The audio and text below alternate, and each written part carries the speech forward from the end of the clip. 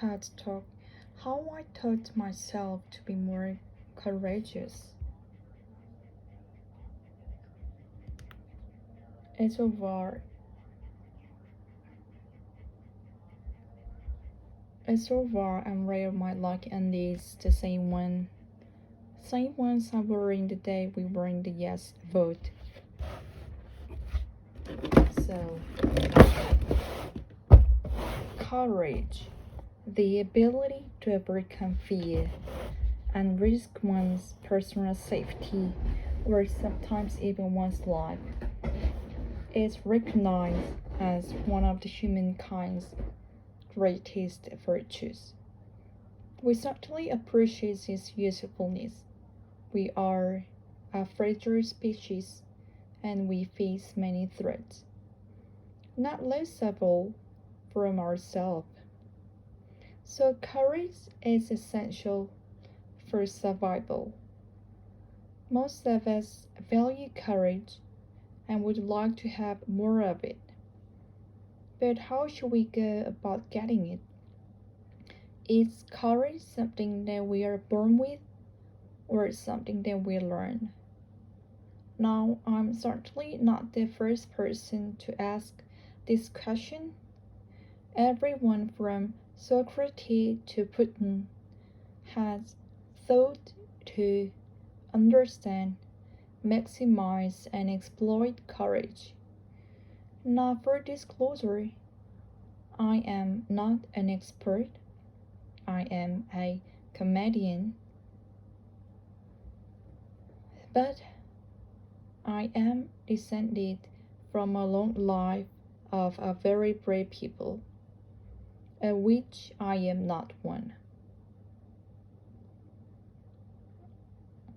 From the moment Hitler invaded Poland at the start of World War II, every member of my father's family, including my grandmother and my aunt, was heavily involved in the resistance.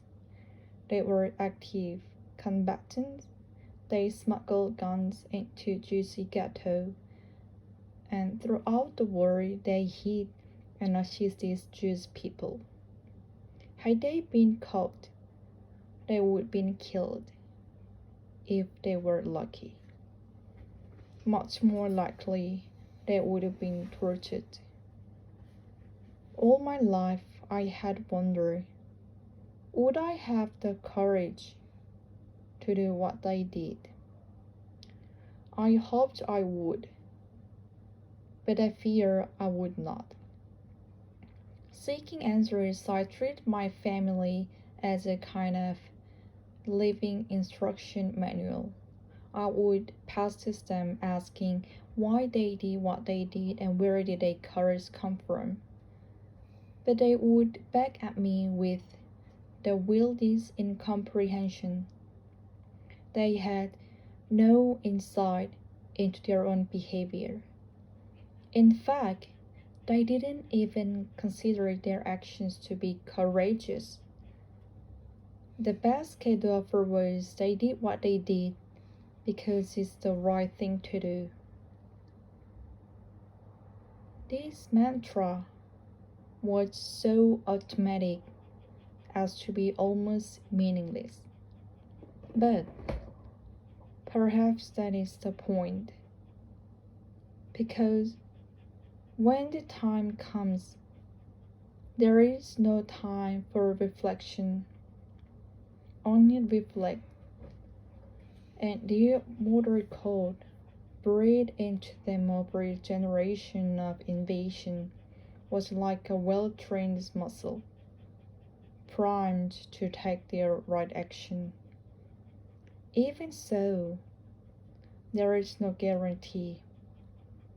My father would always say to me, Magda, until you are there, you do not know what you will do.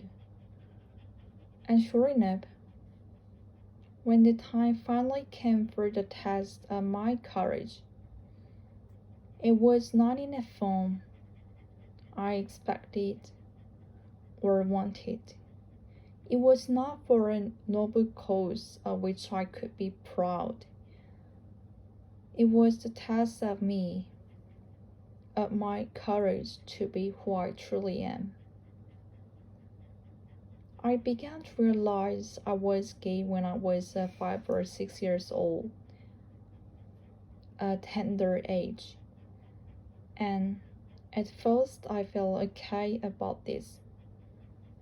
But I quickly learned that being same-sex attracted was not only not okay, it was a sin. It was in fact a very opposite of the right thing to do. It is hard, perhaps impossible, to stand up for something that you are ashamed of. Now, to be clear, I am capable of courage.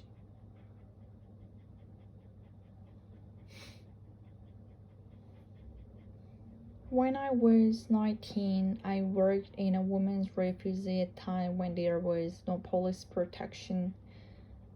And when a bomb exploded in my street, I was one of the few who ran towards the frame to offer assistance.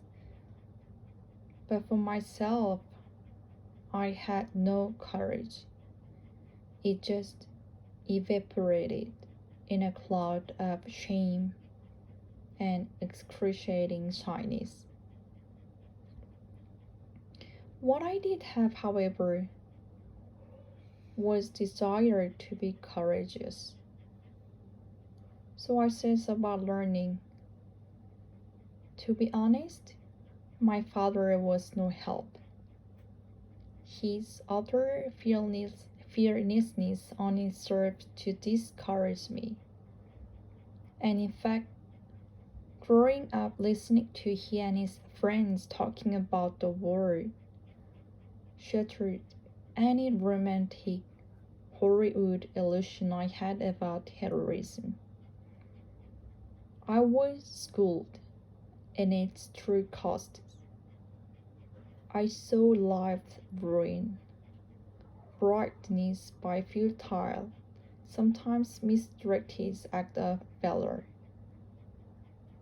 Courage, doing the right thing, can even have monstrous unintended consequences. One particular story haunts me. A friend of my father never got over the suicide of his elderly parents, who killed themselves rather than risk divulging his name to the Gestapo under torture. So, first I had to challenge this cross-generational fear.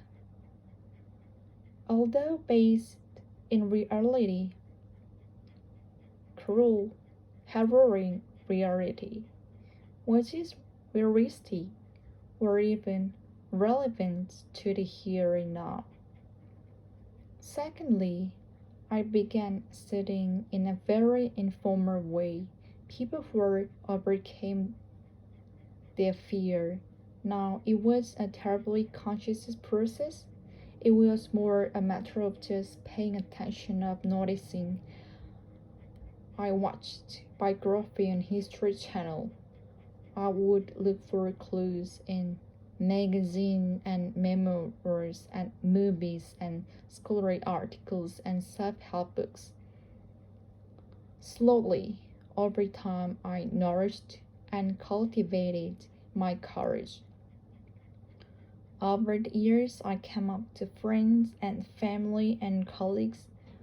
I did decades of therapy to overcome my internalized homophobia.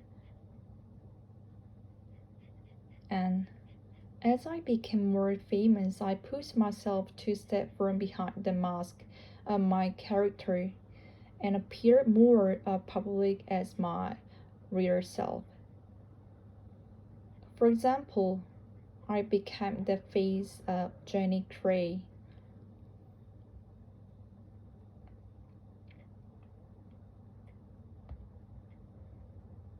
a lot of weight and then pull off the weight back on very publicly. But through the process, I learned that I was able to survive public humiliation. More than that, I began to correct my faulty thinking. I realized that not only did many people not care, they empathize. The world, it turns out, is full of yo-yo dieter. Finally, in February 2012, I came out live on national television in support of same-sex marriage, and from there my courage snowboard. And the more I did, the more I realized that courage is not a state of being, it is a way of doing it.